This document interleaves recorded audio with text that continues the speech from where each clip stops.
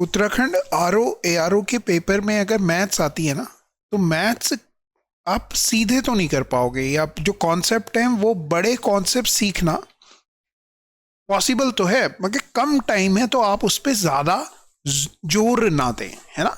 आप क्या करें, उस तरह के क्वेश्चंस को जर्नल अवेयरनेस से करने की कोशिश करें। जैसे कि ये क्वेश्चन है, और ये क्वेश्चन लास्ट टाइम 2016 के पेपर में आया हुआ है, मैथ्स का क्वेश्चन कह लो इसे, वैसे तो मैं इसे जनरल अवेयरनेस का क्वेश्चन कहूँगा, मगर आपने इसे देखना है कि आप इसे कैसे सॉल्व करेंगे। चलिए पढ़ते हैं पहले क्वेश्चन क्या है। क्वेश्चन पढ़ के क्या पता कुछ चीज़ें समझ में आए। देखो, ए से 100 तक ऐसी कितनी संख्याएं हैं जिनमें से प्रत्येक न केवल पूर्णतः विभाज्य है 4 से, लेकिन एक अंक के रूप में 4 भी है। क्वेश्चन समझ में आ गया हमें कि 1 से 100 तक टोटल ऐसे कितने अंक हैं जो 4 से विभाजित होते हैं और उन नंबर्स में एक अंक 4 भी हो। तो आपने बोला 4 से विभाजित होने वाले, सीधे सीधे आप क्या करें, अपना जनरल अवेयरनेस लगाएं। 4 का पहाड़ा आपने देखना है, एक तरह से देखा जाए 4 से विभाजित होने वाले नंबर कहाँ मिलेंगे, आप बोलेंगे 4 के पहाड़े में। और ऐसे नंबर देखने जिनमें 4 भी एक अंक हो, तो आपने बोला ठीक है 4 पहला अंक हो गया। 8 लेंगे क्या, आपने बोला नहीं। फिर 12 लेंगे क्या, नहीं। 14 लेंगे क्या, नहीं। 16 लेंगे, नहीं। 24 लेंगे, आपने बोला हाँ 24 भी 4 से डिवाइड होता है। फिर 24 के बाद 30 में कोई और नंबर नहीं है, 34 नहीं ले पाएंगे। फिर आओगे आप 40 एक नंबर आ रहा है, आपने बोला हाँ ये भी 4 से डिवाइड होता है। इसके बाद 44 एक आता है, 4 भी है और 4 से भी डिवाइड होता है। फिर आपके बाद देखेंगे आप 48 आता है, 4 से भी डिवाइड होता है, ये भी है। 52 नहीं लोगे, 56 नहीं लोगे। फिर आप किस पे जाओगे भैया, 64 पे जाओगे, आप बोलोगे हाँ 64 होता है, क्योंकि 4 वाले देखना है हमें केवल, है ना। फिर आपने क्या किया, 64 के बाद 74 नहीं होता है। फिर आपने कहा 84। ऐसे टोटल अगर आप देखें तो कितने नंबर हो रहे हैं, 94 होगा, आप बोलेंगे नहीं होगा। तो 4 से विभाजित होने वाले 3 और 3 6 और 1 7 अंक हो गए। तो इस तरह से आप ये सवाल कर सकते हैं। मेरी ये वाली बात याद रखना, आपने आपकी जो जर्नल अवेयरनेस है मैथ्स को लेकर, उसे अप्लाई करना है। बहुत ही आसान तरीकों से आपने सोचना है, बहुत बड़े कॉन्सेप्ट के बारे में नहीं सोचना है, इनके कोई फॉर्मूले के बारे में नहीं सोचना है, कोई ऐसा कुछ सीखने की कोशिश नहीं करनी है अब इस वाले वक्त में कि आप सीख ना पाओ और आप क्वेश्चंस को देखते ही छोड़ दो। नहीं, आपने पहले अपना जो रीजनिंग वाला पोर्शन है, जो जीएस रीजनिंग जीएस वाला पोर्शन है, वो कंप्लीट करना है। उसके बाद इस वाले पोर्शन पे आना है और कम क्वेश्चन आने हैं मैथ्स के वैसे भी, तो इन्हें आराम से टाइम दीजिए। जर्नल अवेयरनेस पे बेस्ड हैं, इस तरह से करने की कोशिश कीजिए। और कुछ क्वेश्चंस ऐसे होंगे जिनमें कॉन्सेप्ट लगता है, वो आपको समझा देंगे कि क्या कॉन्सेप्ट है। अगले क्वेश्चन की तरफ चलते हैं और क्वेश्चन रहा ये। तो आपने क्वेश्चन पढ़ा कि वर्तमान में x की आयु y से दुगनी है। मेरी कोशिशें ये होंगी कि मैथ्स की तरफ ना ले जाके किसी और तरीके से आंसर निकाला जाए। अगर हम इस तरह से क्वेश्चंस को करेंगे तो हम ऑप्शन को चूज करके इन क्वेश्चंस को कर सकते हैं, ठीक है। अगर किसी क्वेश्चन में कर सकते हैं तो किसी में नहीं कर सकते हैं, तो वहां तो नहीं कर सकते हैं। इस क्वेश्चन को देखते हैं। x की आयु y से दुगनी है, तो x की आयु y से दुगनी और 3 साल पहले x की उम्र y से 3 गुना थी। दो चीजें कही हैं, एक तो x की आयु y से दुगनी है और 3 साल पहले की बात करें तो x की जो उम्र थी वो y से 3 गुनी थी। x की उम्र क्या है, अभी के बारे में बात कर रहे हैं, x की उम्र क्या है। मतलब ये जो ऑप्शंस दे रखे हैं आपको 4, ये किसकी उम्र दे रखी है, आपने बोला x की। मतलब x की उम्र अगर 6 है तो आपने बोला वर्तमान में x की आयु y से दुगनी है, y से दुगनी है, मतलब y की कितनी रही होगी। x की अगर 6 है तो y के बारे में आप कहेंगे कि सर वो 3 रहेगा। x अगर 8 है तो y कितना होना चाहिए, आप बोलेंगे सर 4 होगा। कौन सी वाली लाइन को पढ़ रहे हैं, पहली वाली लाइन को, कि x की जो आयु है वो y से कितनी है, दुगनी है, 2 गुनी है। तो देखो y की दुगनी करोगे, y की दुगनी करोगे 6 आता है, 4 की दुगनी करोगे 8 आता है। फिर यहां पर अगर देखें x 9 है तो y कितना होगा, 4.5 हो जाएगा। आप बोलेंगे पॉइंट में आ रहा है, ये तो ऐसे बाहर होने के चांसेस हैं। x अगर 12 है तो y कितना होगा, आप कहेंगे 6 होने के चांसेस हैं, ठीक है। पहले वाली इक्वेशन हमने इस तरह से बना ली। फिर वो कह रहा है 3 साल पहले, 3 साल पहले भैया x कितने का रहा होगा? आप बोलेंगे 3 का रहा होगा। अभी अगर 6 का है, 3 साल पहले 3 का रहा होगा। y कितने का रहा होगा? 0 का रहा होगा। आप बोलोगे अच्छा क्या कह रहा है? 3 गुना थी। 3 गुना है क्या? 0 का 3 गुना है? आप बोलेंगे नहीं, 0 का तो ये कुछ भी गुना नहीं है ना, हर गुना है मतलब। तो ये तो वैसे ही बाहर हो गया, पहला ऑप्शन बाहर हो गया। फिर दूसरे ऑप्शन पे आपने क्या, 3 साल पहले देखा आपने, तो ये 5 साल का था x, इसे देखा तो ये है। अब जो x है 3 साल पहले 5, वो 1 का कितना गुना है? 5 गुना है। मगर यहां पर तो कितने गुने की बात कर रहे हैं? तो आप कहेंगे कि 3 गुने की बात कर रहे हैं, तो ये वाला ऑप्शन भी बाहर हो जाएगा। ठीक है, फिर आप नेक्स्ट क्वेश्चन की तरफ चलेंगे। आप देखेंगे 4.5 है, इसमें से 3 कम करोगे तो 6 आ गया, इसमें से 3 कम करोगे 1.5 आ गया। आपने देखा कि 6 जो है 1.5 का कितना गुना है? तो आप बोलेंगे इसे 4 से गुणा करेंगे तब जाकर के कितना आएगा? 6 आएगा। तो ये भी बाहर हो जाएगा, बाहर हो जाएगा। फिर आपने क्या देखा? 12 को देखा। 12 को जब आपने देखा तो आपने बोला इसमें से 3 कम करते हैं, 9 आ गया। इसमें से 3 कम करते हैं, 3 आ गया। 3 का कितना गुना है? 9। तो आप बोलेंगे 3 गुना है। तो ये 12वां मतलब ऑप्शन नंबर 4 जो है वो सही आंसर हो जाएगा। इतनी बात समझ में आ रही है? क्लियर हो रहा है? समझ में आ गया आपको? आप बोलेंगे बिल्कुल सही समझ में आ गया। तो ये अप्रोच आपने लगानी है। आपने एक चीज समझनी है, जो आपकी वीकनेस है ना वही आपकी स्ट्रेंथ है। आपकी वीकनेस क्या है? आपने बोला मैथ्स नहीं आती, वही आपकी स्ट्रेंथ है। आपने मैथ्स करनी नहीं है, आपने जनरल अवेयरनेस लगानी है उसमें कि हाँ जो लिखा हुआ है वो ऑप्शन से उठा के वो वैल्यू वहां पे पुट करने की कोशिश करनी है। और अगर आप ऐसा करने में कामयाब होते हो तो क्वेश्चन भयंकर से भयंकर मैथ्स का क्वेश्चन आ जाए आप कर लोगे। मुझे पूरा कॉन्फिडेंस है आप पे, क्योंकि आप अच्छा पढ़ते हो, चीजें आपको समझ में आती हैं। बस आप मैथ्स देख के डरते हो, तो ये डरना हल्का सा कम करोगे ना, ये वाले क्वेश्चन हो जाएंगे। फिर हम क्या करेंगे, अगर आज की वीडियो का जो भी रिस्पॉन्स रहेगा उसके बाद कल हम कुछ टॉपिक करेंगे जो मैं देख रहा हूं कि ये वाले टॉपिक आ रहे हैं या आपको लगता है कि ये वाले टॉपिक आने चाहिए, आपका जो वो है उसके हिसाब से आप बताइए हमें। फिर ये क्वेश्चन कहा, जब किसी संख्या का 13 गुना संख्या में ही जोड़ दिया जाता है, तो आपने बोला मान लो कि कोई संख्या कितनी है? a है, उसका 13 गुना कितना हो गया? 13a हो गया। दोनों को जोड़ दिया, a प्लस 13a जोड़ोगे कितना हो गया? आपने बोला 14a हो गया। क्वेश्चन कह रहा है तो परिणाम कितना हो जाता है? 112 हो जाता है। 112, 14 से इसे काटोगे, 14 8 112, a की वैल्यू कितनी आ गई? आपने बोला 8 आ गई। कोई दिक्कत नहीं। तो आपसे यही पूछा जा रहा था कि 8 है या नहीं है, आपने बोला बिल्कुल। या फिर आप इसे ऑप्शन से भी कर सकते थे। चलें ऑप्शन से करें, ऑप्शन से सीख लेते हैं जी कैसे करेंगे। देखो ये वाला काम आपने करना है, किसी संख्या का 13 गुना, पहली संख्या 7 दे रखी है, 13 सत्ते कितना होता है? 91 होता है। 91 में वही संख्या बोले तो 13 जोड़ दी, तो क्या ये 112 होता है? आपने बोला नहीं हो रहा है। फिर 9 को देखा, 13 में कितना होता है? आपने बोला 117 होता है। 117 में 9 अगर जोड़ोगे, सॉरी यहां पे तो आपने कितना जोड़ना था? 7 जोड़ना था। 13 सत्ते 91, और उसमें जब हमने ये जोड़ा 91 और 7 जोड़ेंगे तो मेरे ख्याल से ये गड़बड़ क्यों आ गई हमारी? हाँ ठीक है ठीक है ठीक है। फिर हमने 9 जोड़ा, 13 9 117 होता है, और 9 जब आपने इसमें जोड़ा तो 126 हो रहा है। मगर आपको कितना चाहिए? 112 चाहिए। फिर 13 का 13 गुना किया, 13 गुना के 13 169 होता है। इसमें अगर 13 जोड़ दें, वही संख्या जोड़ दें, तो वह संख्या क्या है? 13 है। जोड़ोगे 182 हो जाएगा, मगर हमें 112 चाहिए। तो आपने बोला 8 का 13 गुना 13 छके सॉरी 8 गुना नहीं, 13 का 8, 13 अट्ठे 13 13 13 13 अट्ठे 104। 104 में 8 जोड़ोगे तो आप कहोगे जी बिल्कुल 112 आ गया। इस तरह से आप ये क्वेश्चन कर सकते हैं। ये वाली अप्रोच लगाने की आपने कोशिशें करनी है। ऐसे में क्या होगा, कोई ऐसा क्वेश्चन आ गया जिसका कॉन्सेप्ट आपको नहीं भी आता है तो आप उसे सॉल्व कर पाएंगे। अदरवाइज आप आकर यहां पर फंसने वाले हो या फंसोगे, तो फंसने से बचें। ये वाली चीज सीखें कि ऑप्शन से आपने कैसे करना है।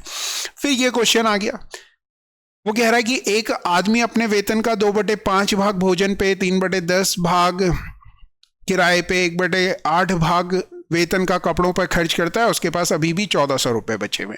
1400 रुपए बचे हुए। एक काम तो आप ये कर सकते हो कि आप क्या करें, सीधे इनका किसी भी नंबर को पकड़ लो और उसका 2/5 3/5 निकालो, 1/8 निकालो और फिर घटा लो।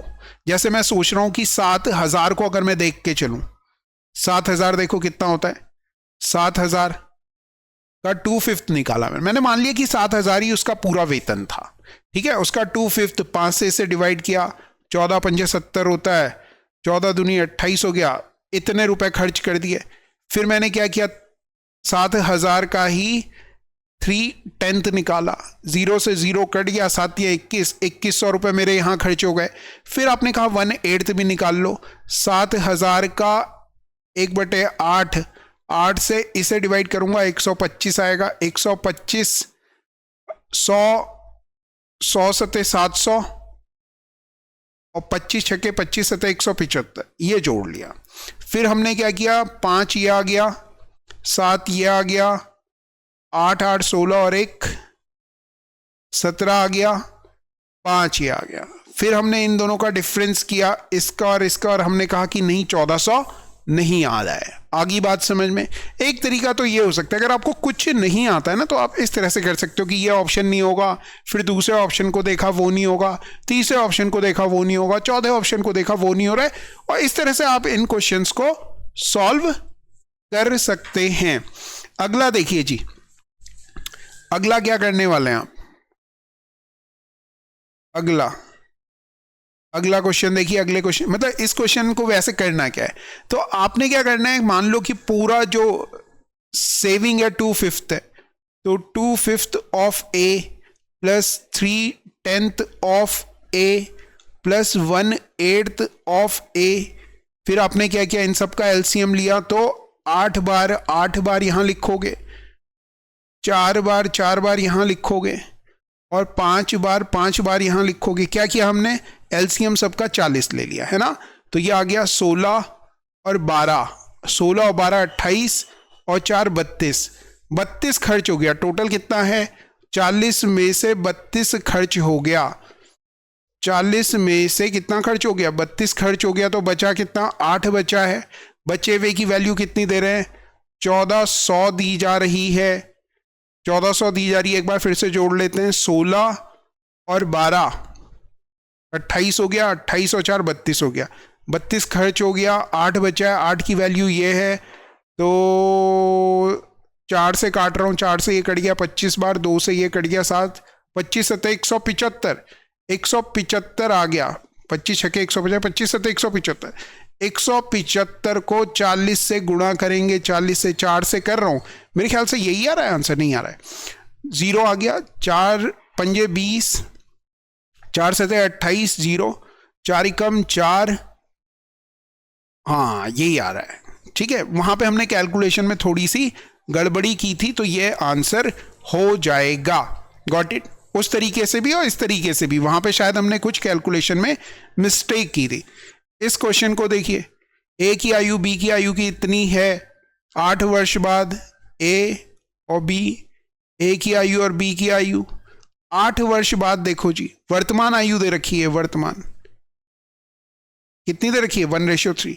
8 वर्ष बाद कितनी हो जाती है, 1:2 हो जाती है। एक चीज समझने वाली बात यह है कि दो लोगों की आयु के बीच में जो डिफरेंस होता है ना, वो हमेशा कांस्टेंट होता है। दो लोगों की आयु के, जैसे आपके और आपके पिताजी की आयु के बीच में मान लो 30 साल का अंतर है, तो हमेशा 30 का रहेगा, है ना, या 25 साल का मान लेते हैं।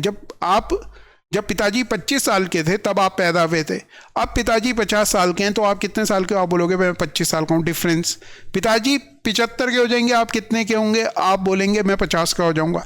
आप 100 के हो जाएंगे तो फिर पिताजी 100 के हो जाएंगे तो आप कितने के होंगे, 75 के होंगे। डिफरेंस कितना है, 25 साल का डिफरेंस है। ठीक है ना, तो यहां पे आपने देखा वो डिफरेंस बराबर करना है। पहले ए और बी के बीच में कितने का डिफरेंस था, 2 का। अब ए और बी के बीच में 8 साल बाद कितने का डिफरेंस आ गया, 1 का। तो 1 को भी डिफरेंस को क्या बनाओ, 2 बनाए, 2 से यहां मल्टीप्लाई की, तो यहां पर भी 2 से मल्टीप्लाई कर दो, तो ये आ गया 2 और ये आ गया 4। इतनी बात समझ में आ रही है, 2 और 4 आ गया। अब आपने क्या देखा कि 1 से 4 हो रहा है कितने साल में, 8 साल में। 8 साल बाद उनकी ए और बी की आयु का अनुपात 1:3 था, 8 साल बाद उनकी आयु का अनुपात 1:2 हो गया। ओके, तो अब 2 और हाँ ठीक है, अब अगर आप यहां देखें 1 और 2 के बीच में कितने का डिफरेंस हो गया, 1 का डिफरेंस हो गया। 1 की वैल्यू कितनी आ रही है, 8 आ रही है, मतलब वर्तमान में ए की उम्र 8 है और बी की उम्र कितनी हो गई, 24 हो गई। पूछ रहा है कितने वर्ष पहले उनकी आयु का अनुपात 1:5 रहा होगा। फिर आप क्या करें, यहीं से क्वेश्चन को सॉल्व कर सकते थे हम। पहले की बात कर रहा है, वैसे तो हमें करने की जरूरत नहीं थी।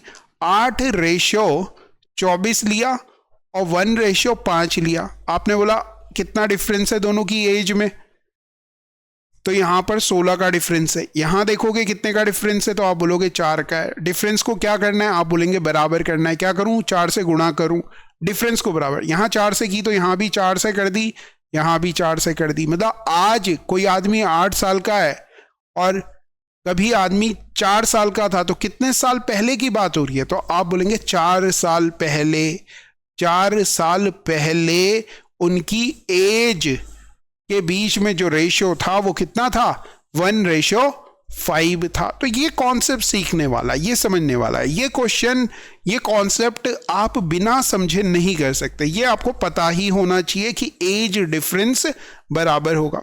ठीक है, एज जो डिफरेंस है वो बराबर होगा। इस पे हम बहुत जल्द वीडियो लेके आएंगे, एक आध दिन में इस पे जो लेक्चर है वो जरूर कर देंगे ताकि आपको ये क्लियर हो जाए। अगला, ये कैलेंडर का बेस क्वेश्चन है। इसी तरह का सवाल आता है कि 17 दिसंबर 2002 को, यहां लिख लेते हैं 17 दिसंबर 2002 को क्या है, सैटरडे है। मेरी एक बात याद रखना, 17 दिसंबर 2003 को कौन सा दिन होगा, कौन सा दिन होगा 17 दिसंबर 2003 को। तो मैं कहूंगा, देखो जब भी आप 1 साल आगे जाओ ना तो 1 दिन आगे बढ़ता है, ये याद रखो। जब भी आप 1 साल आगे जाओ तो 1 दिन आगे बढ़ता है। मतलब सैटरडे था तो यहां क्या आना चाहिए, आप बोलेंगे संडे आएगा। फिर अगर मैं कहूं कि 17 दिसंबर 2004 को कौन सा दिन होगा, तो आपका मन कहेगा मंडे कहने का, मगर मंडे नहीं होगा। आप बोलोगे क्या बात कर देते हो सर, अभी तो आपने बताया कि 1 दिन आगे जाता है। हाँ जाता है 1 दिन आगे, मगर ये 2003 और 2004 के बीच में, ये 2004 वाला जो साल है वो लीप ईयर है। जाना चाहिए था, नॉर्मल ईयर होता तो 1 दिन आगे जाता, मगर लीप ईयर है तो 1 दिन आगे ना जाके एक और दिन आगे जाएगा, क्योंकि 1 दिन और आता है ना इसमें, 29 फरवरी और आता है, 29 फैब 2004 भी आएगा। आप बोलेंगे हाँ सर बिल्कुल आएगा, आएगा। तो होना चाहिए था मंडे, मगर क्या होगा, ट्यूसडे होगा। आपने बोला बिल्कुल हो जाएगा, आपने बोला बिल्कुल हो जाएगा, ट्यूसडे हो जाएगा। क्यों हो जाएगा, नॉर्मल ईयर होता तो एक एक दिन आगे जाता, मगर क्योंकि इस ड्यूरेशन में 29 फरवरी 2004 आता है, इसलिए एक और दिन आगे जाएगा। एक और दिन होना चाहिए था मंडे, मगर हो जाएगा ट्यूसडे। ठीक है, मगर आपने कहा 17 दिसंबर ही निकाला है, आपने तो 22 तक निकालना है। अरे मेरे भाई 17 निकल गया ना, 18, 19, 20, 21, 22, 5 हो गए। 18, 19, 20, 21, 22, 5 दिन आगे बढ़ो। किससे, ट्यूसडे से आगे जाना है, तो Wednesday, Thursday, Friday, Saturday and Sunday. क्या आ जाएगा, संडे आंसर हो जाएगा। तो संडे है ऑप्शन में, आपने बोला बिल्कुल है। आगे बात समझ में क्लियर हो गया। 17 पता है ना मैं, तो 18, 19, 20, 21, 22 तक जाना है। देखो ये ट्यूसडे था तो ये वेडनेसडे, थर्सडे, फ्राइडे, सैटरडे और संडे। आगे बात समझ में क्लियर हो गया, तो आपने बोला बिल्कुल सही, समझ में आ गया। ठीक है, अगला क्वेश्चन देखिए जी, बहुत ही प्यारा सा है। अलग अलग तरह के क्वेश्चंस लिए हमने, मिसलिनियस मैथ्स के भी लिए 2-3 क्वेश्चन, 2-4-5 क्वेश्चन हमने रीजनिंग के भी लिए हैं। और ये पेपर आपको बता दूं कि ये लास्ट ईयर का पेपर है, 2000 मेरे ख्याल से 16 में हुआ था, कब हुआ था, उस पेपर के मैथ्स के क्वेश्चन हमने यहाँ पे लिए, कुछ रीजनिंग के क्वेश्चन लिए और समझाने की कोशिश कर रहे हैं आपको कि आपने क्या करना है, क्या अप्रोच लगानी है, कि अगर आपको नहीं भी आता है तो किस तरह से आप क्वेश्चन कर सकते हो। फिर इस क्वेश्चन में कह रहा है कि आप उत्तर पूर्व दिशा की ओर मुंह करके खड़े हैं, तो उत्तर पूर्व दिशा ये हो गई। यहाँ पे आप हो ऐसे ले लो, ये नॉर्थ है, ये साउथ है, ये ईस्ट है, ये वेस्ट है, ये नॉर्थ है, ये साउथ है। नॉर्थ ईस्ट डायरेक्शन में, और कितने मीटर जा रहा है, 10 मीटर जा रहा है। आगे बढ़ते हैं। फिर उसके बाद वो बाएं मुड़ता है। बायां किधर होगा भाई? कोई आदमी अगर इधर जा रहा है तो उसका बायां इधर होगा कि नहीं होगा? आपने बोला बिल्कुल होगा। ठीक है, तो उसका बायां इधर हो गया। फेस, जिधर मेरा फेस है, मेरा फेस इधर है तो मेरा बायां किधर होगा? इधर होगा। आपका फेस मेरी तरफ है तो आपका बायां इधर होगा। इतना याद रखना। ठीक है, तो ये 10 मीटर इधर गया और 7.5 इधर गया। अब अगर आपसे पूछा जाए कि ये कौन सी डायरेक्शन है, तो आप बोलोगे ये लेंथ निकालनी पड़ेगी, है ना? तो ये लगभग लगभग नॉर्थ डायरेक्शन में है। नॉर्थ ही तो है लगभग ये। आप बोलेंगे हाँ, किससे? इनिशियल पोजीशन से। इनिशियल पोजीशन से लगभग लगभग नॉर्थ ही है। ठीक है, नॉर्थ है। और सब में क्योंकि 12.5 12.5 12.5 दे रहा है, तो ये आप आंसर कर सकते हो अगर आपको कुछ भी समझ में नहीं आता तो। पहला तरीका उन बच्चों के लिए जिन्हें कुछ समझ नहीं आता, जिन्हें लगता है कि पता नहीं कैसे होगा, वो ये तरीका अप्लाई करेंगे और वो आंसर मार देंगे। दूसरा, आपने बचपन में पाइथागोरस थ्योरम पढ़ी है कि भैया अगर ये 10 है, ये 7.5 है और ये वाली लेंथ निकालनी है किसी त्रिभुज में, तो आप कहते थे कि 10 का स्क्वायर प्लस 7.5 का स्क्वायर का वर्गमूल करेंगे। 10 का स्क्वायर 100 होता है, 7.5 का स्क्वायर 56.25 होता है, तो ये आ गया 156.25 का स्क्वायर रूट, जो कि 12.5 के बराबर होता है। Got it? समझ में आ गई आपको बात कि किस तरह से ना आते हुए भी आप इस तरह के क्वेश्चंस को सॉल्व कर सकते हैं। ठीक है, तो अगर आपको हमारा ये सेशन पसंद आया है तो लाइक कमेंट शेयर दबा के कीजिए। जितना दबा के करेंगे उतना हमारा मोटिवेशन बढ़ता है। उसके बाद हो सकता है कि हम, हो क्या सकता है, वैसे तो करना ही हमने, और इसके साथ ही फिर हम जो ये है प्रॉब्लम ऑन एजेस हैं या फिर इस तरह के और क्वेश्चंस आपके लिए लाते रहेंगे जब तक आपका एग्जाम नहीं हो जाता। तो बने रहिए, पढ़ते रहिए, करते रहिए। ऑल द बेस्ट और पॉजिटिव रहिए। Thank you very much.